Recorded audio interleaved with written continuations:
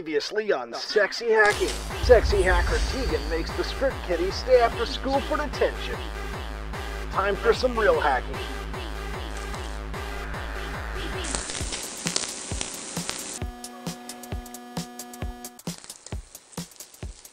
It is time to move on to Nessus to perform some vulnerability scanning. You can download it from nessus.org and install it like this. From the download section at nessus.org, select which OS you will be using to run Nessus. In our case, it is Mac OS X.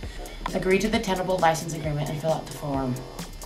Finally, download the binary package for your OS. Install it just like you would any other binary package for your system.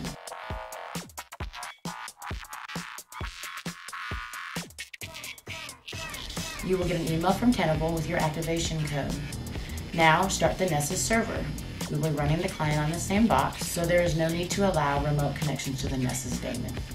And unlike Nmap, Nessus uses an extensive configuration file to set parameters of its scan. Unfortunately, using the Nessus GUI is the only reasonable way of creating this configuration file. However, Nessus will run without a configuration file using reasonable defaults. Given the scope of this lesson, we will just run Nessus with its defaults. I'm sure it will still find plenty of juicy details about our targets. We will run Nessus in verbose mode with the batch mode option to run from the command line, specifying the host of the Nessus server, the server port, the username and password to connect the server, a text file containing the name of the target for Nessus to scan, and the name of the output file for the Nessus results. So as Nessus is running, it will show some of its progress. When it is finished, the Nessus output provides a wealth of information about various security vulnerabilities on the target. Some of them are very low risk and informational items.